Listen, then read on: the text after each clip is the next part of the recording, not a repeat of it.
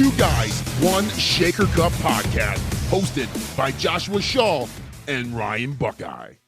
What's up, boys and girls? Welcome inside the Two Guys, One Shaker Cup podcast. I am co-host. I don't think I've ever used the word co-host before, but Josh Shaw is a co-host. Ryan Buckeye is a co-host. I'm sitting here with one of these amazing adrenaline shock drinks that we talked about branding a long, long time ago. Go check it out in the archives on iTunes or Spotify.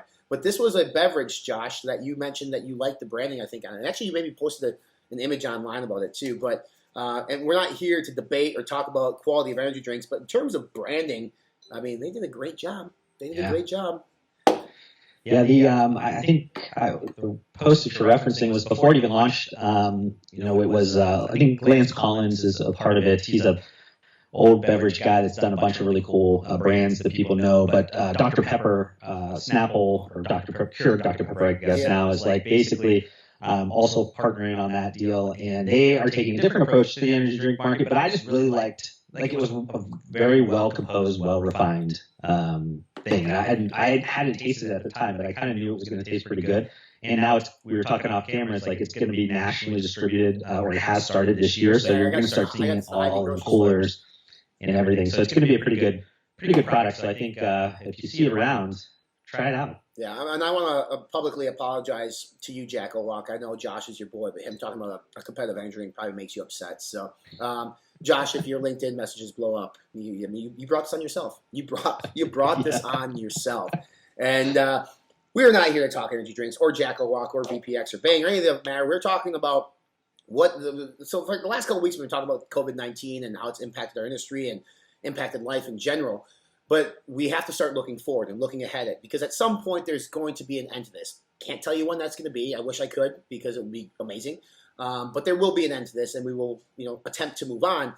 But how has life changed, and how are we going to live our lives as individuals, as businesses, after COVID-19? Because I think what this has done is it's really sort of put the brakes on life. Because for you and I run at full speed all the time. I mean, we're wired that way.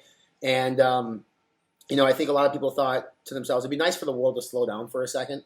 And I don't think anybody thought that this would be how it would happen or would want this to happen this way. But the world did slow down. It stopped to the point where people are, being stay-home orders, where you're now, to eat out, you have to use apps like DoorDash or Uber Eats or whatever else is out there and, discover new things that you haven't used before. And what I think is super interesting about that is that will absolutely change the way we do things moving forward.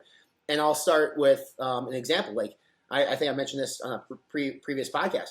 I will no longer be going to a gym because I went and purchased a bunch of gym equipment, like a squat rack and everything else, to the point where I don't need a public gym anymore. Now, I feel bad for that business. Like, it's a small business, but this forced me, if I wanted to continue to live this lifestyle and produce content the way that I do, it forced me to go out and have to make a purchase. And now, because I made that purchase and that investment, I don't see the reason to spend $60 reoccurring every month for a public gym access when I have everything I need and more here. So that already impacted the way that I'm going to live my life. And the gym has been the place of sanctuary for me. It's like the place to go to unwind. And I actually prefer this, being here. My commute is 6 steps away from my bedroom. I don't have the distractions of other people. I know the machinery and the equipment is clean and well taken care of. For me, that's one of the biggest changes for me. I'm actually interested, Josh, and we'll talk about this in a bigger spectrum, but for you, I have to imagine that things for you are going to change, changed during this, that you're probably going to keep going post-COVID-19. Yeah, there was, I would say there's a lot of things that I do that are probably, I don't want to call them like bleeding edge, but things that if you surveyed middle America, they would probably be like, this guy's crazy or whatever. And a lot of it was around one thing, like online grocery. That's like a big thing for me that for years I've been getting my groceries delivered. That's kind of how I always done it because it's an easier process. It's a more efficient process for me. But for most of America, up until recently, it was one of those areas where people just had these hard nose in their head. Like, how is the Instacart person going to know what kind of bananas I like, or what kind of meat that I like, or whatever? It was like all these kind of things that you put up and you said, I can't. These are things that I'm not going to ever get over. And then COVID-19 hits, and then you're like, well, is it either my bananas are not going to pick right, or can I potentially catch something that could kill me, So it's like what are these things that now don't seem like a big deal anymore? These things you have to overcome to like redo that situation. So I think like, the online grocery thing is, for me, it's the closest to home from both my habits, but also from like the work that I do. I have been working in like e-commerce grocery for 4 or 5 years at this point with CPG brands, and it's amazing the ones that I've worked with and wow that have been like first adopters and have really been into this like online grocery world and really bought into it, and then you see the ones that are not, and this time is really showing like the winners and losers. You have like these ones that were first adopters that are like crushing it. Right. They're just doing astronomical numbers, and then you have some of these old legacy brands that really weren't a part of it all that much that are struggling because they didn't put in the time to optimize their listings. They didn't put together the right inventory plans to make sure that those companies had proper inventory management and processes and things that actually would fill up all this extra demand that's now coming into the system. So like that one's been one that I followed pretty close. I know we were talking off things about like I bought some bands, and that's been my workout, which has been terrible. But I've been watching a lot of people buy home equipment, buy connected fitness type things. A lot of people are creating content that's like live content, and people are creating these big libraries they're giving free, like Nike and Peloton, and even like I saw recently like. One that we talk about a lot, Planet Fitness, that has partnered with a company that's putting out a ton of on-demand fitness stuff. So like now all this stuff about like omni-channel fitness, like big chains, all the things we talked about in that prior episode, like the future of what the gym was going to be like and everything, like it's coming to life. We set the fucking the storyboard before it happened. It was crazy because like Planet Fitness, I heard I was listening to public radio because I'm a peasant, and I heard an advertisement from them, or maybe it was Pandora, I don't know. But yeah, they were saying join us Monday at 6 p.m. at a time frame, via the app. Brilliant, because that's going to change the way that they do things moving forward. Like at some point, these big gyms don't even need much of a physical presence if they can get by with great content like that. Let me go back to the online shopping thing. So now you are buying your groceries. Are you giving it delivered, or are you going to pick them up?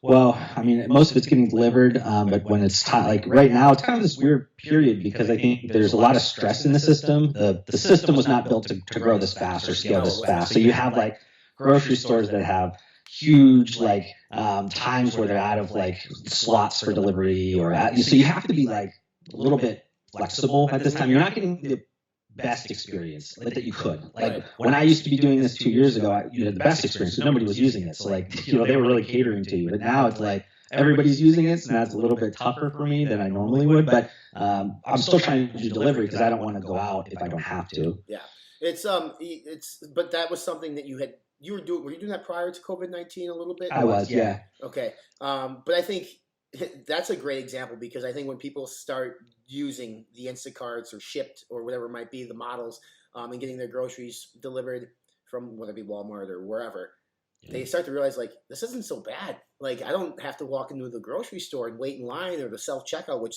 by the way, side note, self-checkouts suck. They never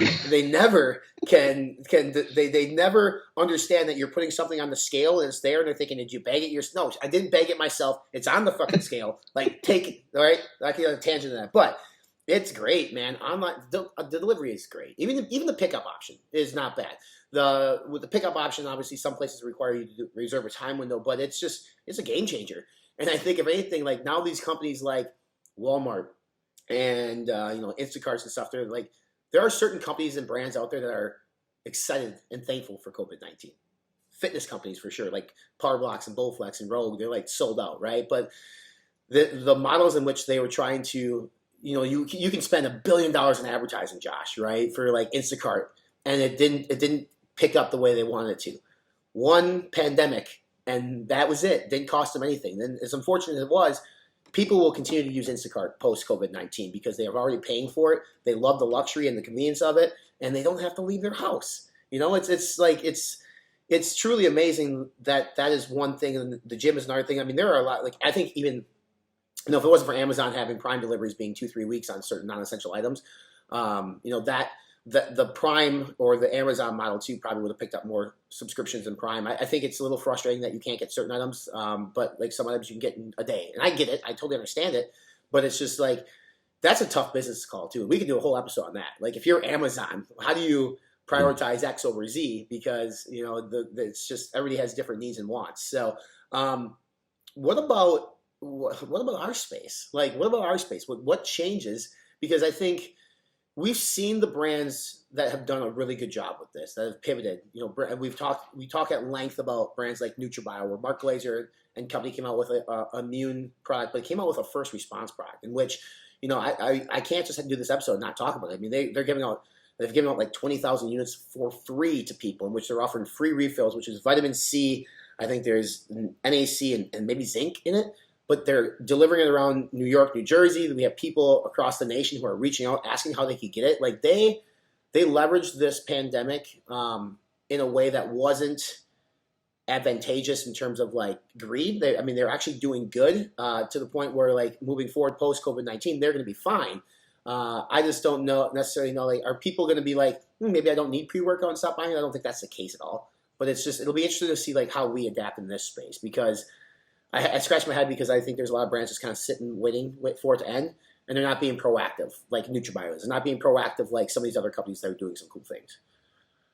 I think a lot of the brands, they don't really have that like tried and true like competitive advantage. Like there's a lot of like just the sea of sameness that's going on. So like at that point, what legs do you stand on? I guess is like you don't really have anything strong to stand on. And if you're able to like really highlight what is my competitive advantage, like where we might have dogged like NutraBio a lot around like maybe their branding or their whatever, but their competitive advantage is they own their own manufacturing. It could be flipped on a dime to do whatever they need to do. So like during this time frame where certain product categories are ebbing and flowing and just like really drastically going up and down, he can flip up on a dime as long as he has the supply chain to handle the purchasing and whatever. Yeah. And that gives you such an advantage to be able to just do that, because he can play that game on the product side and really provide the products that people want the most at the time in which they need it, where other people will have to get on a contract manufacturing schedule. It's like it's 12 weeks, it's this, it's that. There's all these, Mark is completely vertically integrated in the sense of like he could print his own labels. He could, in the time of need, he could flip as quick as possible, and that's his competitive advantage. Where you have somebody like say Ghost or something, where like their competitive advantage is that community, that brand connection that they've had with their customers, and they don't necessarily need to push like certain product categories. They just need to push the connection with the customer. They just need to continue with that story, continue to support them, be a part of the process with them, like be raw, authentic, and just be, just like another person in the conversation. And that helps them like sustain what they're doing. They obviously have their own kind of struggles with maybe GNCs and this and that or whatever, but like at the end of the day, they can still lean in on their competitive advantage, and it still works because everybody's going through the same thing. Ghost is just another one of the boys going through it as well. And you feel good about that. But then you have brands that like, what do they have? Like, so what do? You're still like, your only playbook is the same playbook you've had your whole time, because what else do you have? So it's like you're still trying to push the pre-workout, you're still trying to push the the initial workout. It's like, but nobody's working out like they used to. What do they need the stuff for? But I have to say, I do give credit to brands like Ghost, who are, they're launching Sonic Cherry Limeade, like amino product, which, it's a good sipping beverage. You don't necessarily have to work out to take amino. They're launching a greens, which anybody should take a greens. But then you look at a brand like Core Nutritionals, who Doug Miller made the decision, we're not going to stop what we had planned. We're going to keep doing it. We might not get the sales we want, but we're going to let people know it's business as usual, that we're not going to be taken advantage of by this whole pandemic going on. They launched a new pre-workout. They're launching a pump. They launched protein. They're launching an intra. All these things that most people are like, we're going to hold off till this is done. Here's the problem. We don't know when this is going to be done. And by sleeping, people are going to forget about you. So I think by doing some type of activity, regardless if it's profitable or lucrative at this point, still gets people top of mind. So that way when we come out of COVID-19, they'll be like, oh shit, I remember Core launched this, versus I haven't heard from XYZ brand in 6 months. Are they still around? So, I think the brands that are still trying to do something during this time and being active, whether or not they're pivoting or not, like I still think you have to try to be top of mind. So that way post COVID-19, as long as you didn't do anything stupid, you are still top of mind in a positive way. Now, You're right. Not everybody can do what NutriBio does. Not everybody has a health line. So it's very hard to do that. Not everybody is vertically integrated. You've been in the Middlesex. It's an amazing manufacturing facility they got there. They have that luxury because they made that choice to invest in a long, long time ago. But just to sit back, and we've talked about this before, I mean, by sitting back and doing nothing during this time, I think makes life harder for you post-COVID-19 because now you have to make up all that ground that you just gave away because you couldn't. I mean, and it's sad though because a lot of these brands that we know and work with, like they can't pay their employees, so they don't have people to produce the content that can be elevated from platforms like myself or Price Plow or Stacked or whoever or yourself. So I mean, our space is just super interesting, but I think another thing that I since starting a business and having to travel and stuff. Sometimes when I travel, I'm just tired, and I'm in a hotel that might be like 3-4 miles away from something. I would use Uber Eats, and I would use a food delivery app. And the first time I used it, I was like, "This is great. This is fantastic. I have no problem paying a delivery fee." What's nice right now is most places aren't charging delivery fee. Like, Uber and DoorDash are doing it for free, or they're doing like a small business Saturday. And it's great because it's positive. It gives a positive experience to the consumer. But I mean, we mentioned on a podcast ago or two, like what were we going to do, to help support small business? And I think we both said that we were going to order food through one of these delivery services. And post COVID-19, it's something I'm still going to do. It's super convenient. I mean, they literally bring it to my door. Knock on the door, sit down, walk away. And I mean, for the most part, I've had great experience. I've had like one experience where they didn't put something in there and you contact them through the app and they try to take care of you. It's been fairly good, but like you don't have to leave and go to a restaurant. No, I get it. There's an experience on getting up, dressing up, and going out. That's still going to exist. But like if you just want Chipotle or you want like a Korean barbecue bowl or whatever it might be, it's super easy to log into the app, hit submit, and be done. And it's convenient. And we live in a world, especially now with like being time constraint, and you too with how busy we are, like. That extra half hour we save from not having to drive, not having to sit at a restaurant and wait for your food and try to do work on your cell phone. Like you can be at your counter, you can be at your desk there with the sweet green grass, and you can do work. And it's just like you discover the conveniences of life that you never took time to discover before because you didn't have a reason to. And now because of this whole pandemic, like you're like, well, if I really want that food, I have to order it in. And then you get it and you're like, this is pretty cool. So I think those apps too are going to benefit quite a bit post COVID-19. Two things that I like around the delivery aspect of food that I've been kind of tinkering in my head around is one around the types of food that become popular. If that becomes a tipping point, like where something like a French fry, like if you order that and it takes 30 minutes, by the time it gets there, it's not a good experience, but there's other things. There's certain, like, you've ordered maybe a sandwich that holds up pretty well. Maybe you order a sushi, it holds up really well. Now, if you order something that's like, something that could get soggy or something like that, you tend not to order it because you're like, I'm not going to get the best experience. So you start to make those decisions over time. If say Uber Eats or Grubhub or Postmates like becomes a larger proportion of the overall like restaurant business, that changes the dynamics of like maybe what foods are the most popular based around the delivery aspect. So like I think that might be something to kind of come out of this is like if that becomes a big thing, like maybe our popular foods change a little bit. The other thing that I've been kind of tinkering with is also the idea that it speeds up like the business model of what a restaurant is. Like where does a restaurant have to serve people in a physical space? Can it be a dark kitchen, like where essentially it's just a small area where somebody's whipping up the stuff, the delivery guy comes, whips around, gets the food and goes away? Like it's kind of a one of those areas where that might speed up because if you have a lot less overhead, you can manage your costs a lot better with adding delivery and all those types of things. It's this kind of interesting dynamic. I know that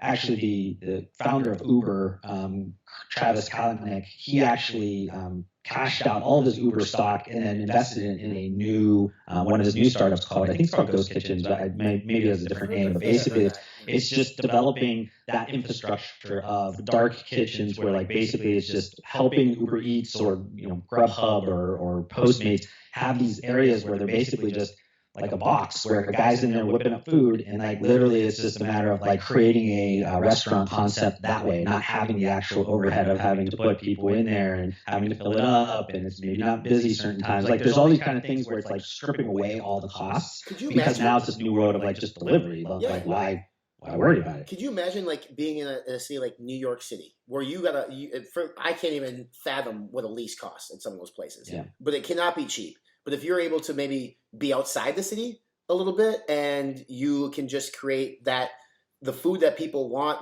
because people now are accustomed to ordering in. You can save so much money on lease. You don't have to have not to say that we don't want to hire employees, but you don't have to have a wait staff. Like, there's a lot of things, benefits to the P&L on a restaurant, which is an industry that is super hard to succeed in. First off, it's so hard, but it'll change the way that businesses are created, structured, operate, how we consume that type of stuff. Same can be said, like, you look at streaming content too. Netflix has been popular for a long time, but the fact that we've been forced to be home, and you go through your DirecTV, your Dish Network, your Comcast, and you're like, I'm paying for 120 channels at $80 a month or $120 a month, and there's not a goddamn thing on. So, how many, the post-COVID-19, I've already spoken to many people who have canceled their cable, canceled their internet, because these little things are so fast, and they give us unlimited data, and nobody really, besides people who kind of work from home like us, like, if I didn't work from home, I probably would have no need for a desktop or a laptop, really. I could just do everything on my phone. But, I think, people are going to probably start canceling the internet and not necessarily embrace the simplistic portion of life, but embrace the simplistic portion of life, but using modern technology to do so. So, not having to, watch cable, you're going to have Hulu or Netflix, just one streaming service, because there's enough on there for you. I'm sure people listening to this can comment on this on whether it be Facebook or Instagram, but how many hours of Netflix have you logged in the last couple of weeks? I bet you the number. I personally have not, but I can imagine. I've seen statuses online all the time. It's like, hey, we're going to Netflix tonight. What's a good Netflix series for me to get into? And so, as much as the economy is struggling, there are certain pockets of commerce that have done very well during this time, and it's I don't know, if you're Netflix or you're for the fitness industry, or if you're, some of these industries, are you supposed to feel super good about that? It's kind of like one of those things, this really shitty thing happened in the world, but it really helped us out. You can't really celebrate that, because then you're an asshole. But at the same time, it's what do you do? Food delivery, grocery delivery, it seems like anything that can kind of come to your home, right? Anything that comes to you is something that's going to be, I think, adapted long-term post-COVID-19. I wonder too, Josh, this is a thing, how many people are going to drive less post-COVID-19? Because, you're not really supposed to leave your house, and some people would just drive to drive, or I'm bored, so I'm going to go to the mall. How many people are going to not do that anymore?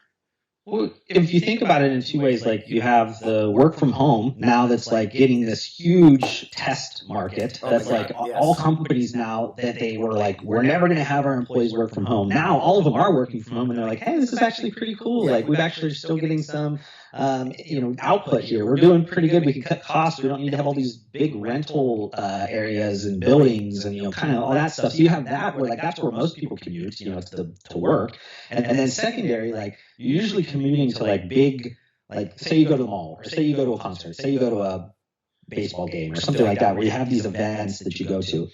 The bigger the events, the more that you start to question, does it make sense for me to do that? And I think that there's been a lot of conversation, and Mark Cuban has talked about this a lot, with when does he think people are going to come back to the Mavs stadium, the arena, and actually do it. And a lot of the conversation is not until there's a vaccination, because people are not going to feel safe enough to go, even if it's okay, well, it's subsided, we've gotten the curve flattened, we got everything going.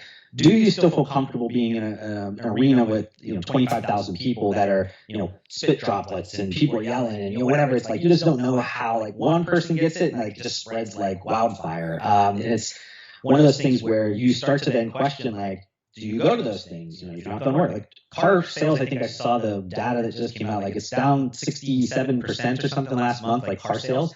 And so people are not obviously using their cars, they're not buying cars, they don't need anything at this point. So it's you start, when you get things taken away out of your life, you either respond in two ways. One, you want more of it because you miss it, or two, you realize it's not that big of a deal. I know I've had a car since May of 2019. I thought to myself, oh, it's going to be terrible. I barely ever use it. I never use it. If I Uber, this, that, if I need to go to the airport, it's just easier sometimes to realize when you take away that, and you're wow, it's actually easier for me just to have that constraint in my life than not. You're absolutely right. I think There's a saying, right? You don't know what you got till it's gone. But then at that point, it's like, you're right. I didn't need it. I mean, it was a luxury to have it, and then I became too accustomed to this, and I became too dependent on this that it's, I see people doing. Honestly, I see people posting pictures of puzzles, Josh. Like, I haven't put a puzzle together since I was like 13 years old. But like, they're doing that. More people are picking up books and reading again, and just doing things that we would do, as younger. And it's such a crazy thing that had to happen to change. But I think, then too, are we just going to revert back to what we were? And I think conventional wisdom says we probably will. I mean, we have these luxuries in life. Like, it's nice now to do all these things. But at some point, we're going to go back and do that one thing that we hadn't done in a while and realize, like, yeah, we did miss that a little bit more, and we'll start doing it again. But for me personally, it'll be interesting to see kind of like what does change. And I think the one thing you brought up that is super interesting is more on a macro level is this whole work from home thing from businesses, because everybody's working from home. Yeah, and I think what that does is, like, as an employee now, finally getting a taste of that. If you've never gotten to work from home before and you're doing it and you find yourself that, you're productive. Granted, there's not a lot going on in the world, but like, you're going to demand that of your employer to let you work from home. Like, the employers are put in a very tough spot post-COVID-19, because what do? You say, now come back to work. You have to. And then people go back to work for 2 weeks and you're like, I hate this. And now as an employer, you're going to have to make some tough decisions. You're going to have to be more lenient. Like, if you've been an old school company and say, nope, you need to be here. My suggestion is you need to soften your stance, because it's going to be a demand, especially for millennials, because millennials have been screaming for this for 8 years to work from home. Now that they've gotten to, no one's going to want to drive. I mean, you don't have to drive to the office. You don't have to dress up per se. Like, and quite honestly, and I think you can speak to this too, like, I've always been more productive working from home, because there's not the cooler talk. There's not the coworkers bugging. There's not the, you don't get a bunch of link messages and stuff that you get within an office because people are bored. So it's just like, I mean, I think there's a lot of companies out there who can probably downsize their corporate offices, and there might be some more vacant buildings, and it's not a bad thing. Less people on the road too is less accidents, and it's, there's a lot of good things from working from home. So that'll be very interesting to see how that changes, especially in big commerce. When you look at the big Fortune 500, I think a lot of them anyway let people work from home. Many of them have kind of adapted that and realized, like, hey, it's 2020, it's 1927 anymore. Like, you can actually work from home, but.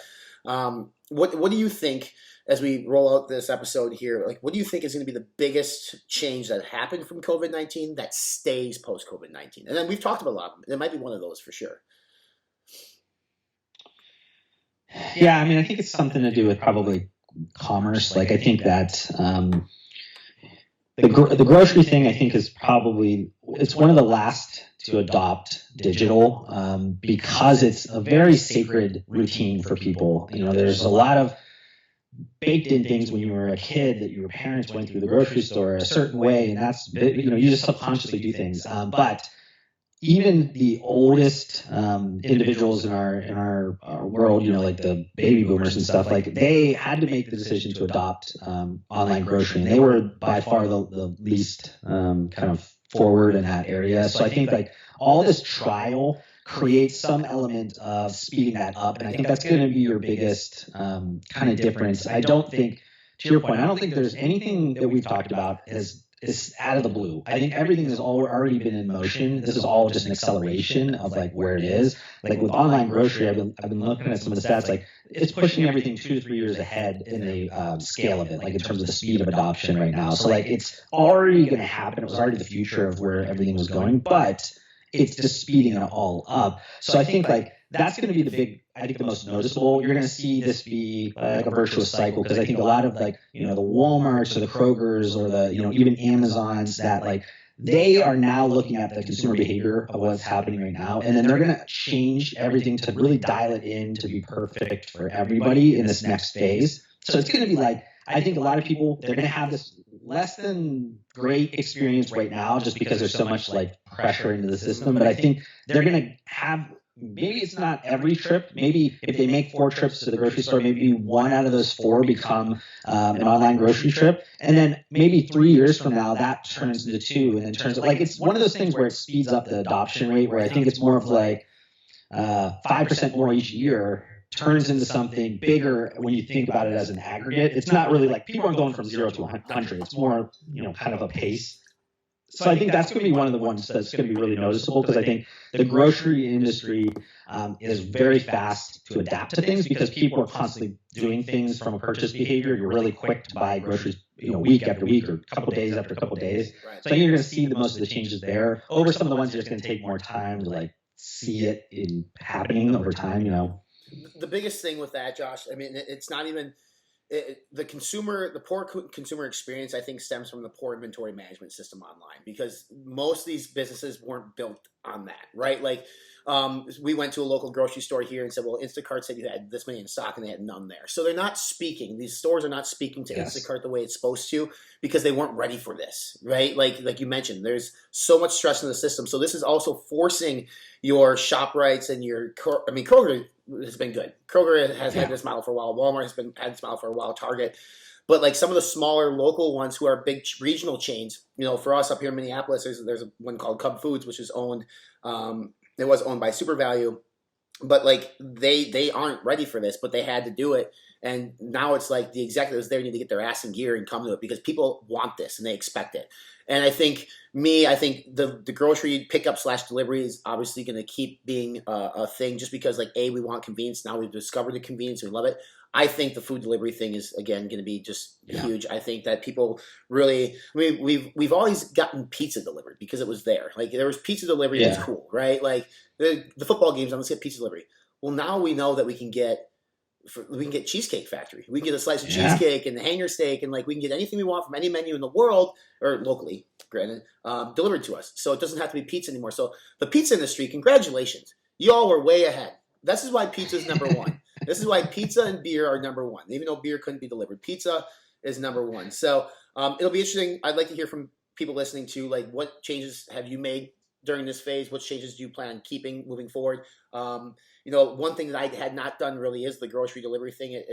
I go out and obviously start a new business and stuff. I'm there looking for some inventory, but it's something that we wanted to use. It's just that the system wasn't working the way we wanted to, so it made more sense for us to go in physical person. But I would like that to be something that I take more advantage of in the future. If you like what you heard on this episode, hit the subscribe button. Help us out with the algorithm, write us a review. Give us your comments and feedbacks. Like, what things have you changed in your life, during this whole pandemic? What things do you think are probably going to stay? What things are you going to keep moving forward? Post. And if you have opinions and thoughts on some of the stuff that we talked about, and I know we probably left a few things out, but like for instance, people may never get a haircut again, or whatever, because you can't get a haircut. People are just going to let their long hair rock, or they're going to be cool being pasty white and not having to do that fake tanning stuff anymore. So, there's a lot of things that it forces us to do that isn't necessarily a bad thing. So, until next time, Josh, you might have your hair seems pretty slicked up. It's getting long. It's getting long, but you also wear a hat. But yeah, so next time Josh might look like Joshua Jesus. Next time on Two Guys One Shake Cup podcast.